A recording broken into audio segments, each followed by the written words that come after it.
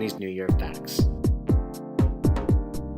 The date for Chinese New Year, also known as the Spring Festival, is determined by the lunar calendar. Lunar months begin on the day of the dark moon, also called the new moon, and end on the day before the next dark moon, with each month lasting for 29 or 30 days. This means that in the Gregorian calendar, the one most commonly used, the Chinese New Year falls on a different date each year, although it will always fall between January 21st and February 20th. According to Chinese mythology, the beginning of the new year started because of the Nian, a beast that lives under the sea or in the mountains, and that comes out of hiding around New Year's to eat livestock, crops, and villagers, especially children.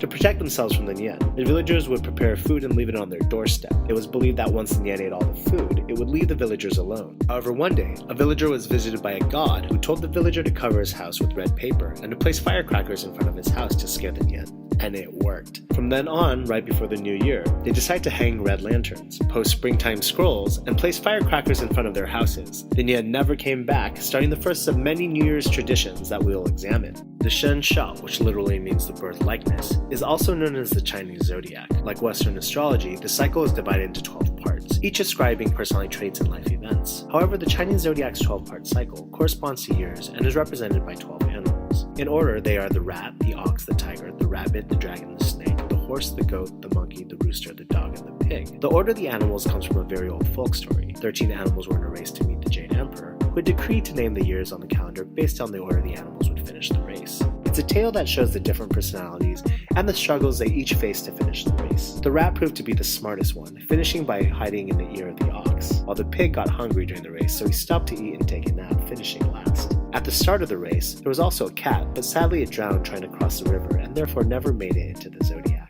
Chinese astrology gets even more complex than what is commonly known in Western culture. While you are assigned an animal based on the year you were born, there are also animal signs based on months, also known as inner animals, based on the days, also known as true animals, and based on the hours, also known as secret animals. Furthermore, in addition to the zodiac cycle of 12 animals, there's a 10-year cycle of celestial stems which are associated with one of the 5 elements of Chinese astrology: wood, fire, earth, metal, and water. Each element is rotated every 2 years, with each one of those 2 years being associated with either the yin or the yang. Combining all of that up means that there's a unique cycle that repeats every 60 years. 2015 is the year of the goat. More specifically, the year of the yin, wood, goat. It is the 8th sign of the 12-year cycle. Although the sign usually refers to a goat, the Chinese word yang can refer to goats, sheep, and rams. Therefore, it is not uncommon to hear people celebrate the year of the sheep or the year of the ram. Chinese astrology describes goats, sheep, and rams with the addition of the wood element as peace-loving, kind, and popular, but also as clingy and resistant to change. Today, Chinese New Year is celebrated in many countries and cities around the world, predominantly those with a large Chinese population. The San Francisco Chinese New Year Festival and Parade is the largest event of its kind outside of Asia. The festivities include people marching down Grant and Kearny streets while carrying colorful flags, banners, lanterns, drums, and firecrackers. Other North American cities celebrating the parade include Los Angeles, New York City, Boston, Wellington, Toronto, Vancouver, and even smaller cities have started hosting celebrations. The London festivals include concerts and performances on Trafalgar Square and attract close to 500,000 people each year. Sydney also celebrates the Chinese New Year with large appeal. The events there last for 3 weeks, and they include outdoor markets, Chinese opera performances, dragon boat races, a film festival, and multiple parades attended by hundreds of thousands of people each year.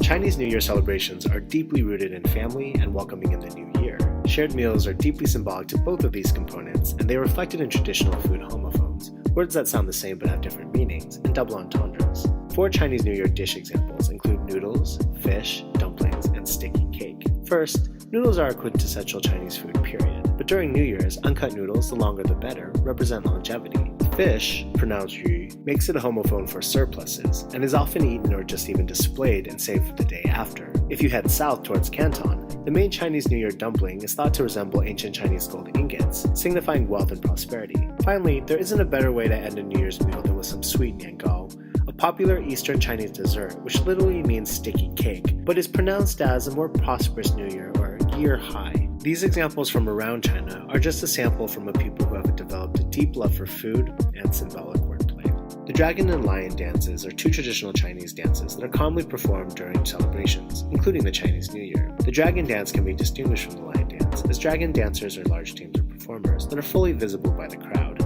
On the other hand, lion dancers operate in 2 dancer teams, and the performers' faces are only seen occasionally, since they're inside of the lion costume. As classic Chinese symbols, dragons are believed to bring good luck. Therefore, the longer the dragon in the dance, the more luck it will bring to the community. The dance is performed by a team of dancers who manipulate a long, flexible figure of a dragon, using poles positioned at regular intervals along the length of the dragon. Some of its classic movements include Cloud Cave, Whirlpool, Tai Chi pattern, threading the money, looking for pearl, and dragon encircling the pillar. The movement looking for pearl is emblematic of the pursuit of wisdom. The dragon dance also reflects agricultural roots and can be seen in the movements for the river dragon deities. The Chinese lion dance has fundamental movements that can be found in most Chinese martial arts. The two main forms of the Chinese lion dance are the northern and southern lion dances, with many Southeast Asian countries adapting a form of the later. In southern Chinese lion dancing, the lion consists of a head which is traditionally constructed using paper mache over a bamboo frame, and a body of fabric trimmed with fur. The colors of the lion, particularly white, yellow, and black, are symbolic of the lion's age, but also refer to the three historical characters recorded in the classic romance of the Three Kingdoms. The Chinese lion dance is also performed accompanied by the beating of drums, cymbals, and gongs. While these dances have been described in depth, seeing them in person live is the best route to go. The Chinese New Year is often accompanied by loud, enthusiastic greetings, often referred to as Ji Shang Hua in Mandarin, loosely translated as auspicious words or phrases. The Chinese love for wordplay and auspicious phrases is often structured in New Year couplets, printed in gold letters on bright red paper. They probably predate the Ming Dynasty, 1368 to 1644 AD, but did not become widespread until then. Today, they are ubiquitous with Chinese New Year. These greetings or phrases may also be used before children can receive their red packets. Some examples include, may your wealth, gold and jade, come to fill a hall. May you realize your ambitions. Greet the new year and encounter happiness. May all your wishes be fulfilled. May your happiness be in abundance. And may you hear in a letter that all is well. Finally, may your happiness and longevity be complete. Children and teenagers sometimes jokingly use the phrase, 恭喜发财, 红包拿来. This means congratulations and be prosperous. Now give me my red envelope. This is followed by a heavy beating unless you're a really cute kid. Just kidding.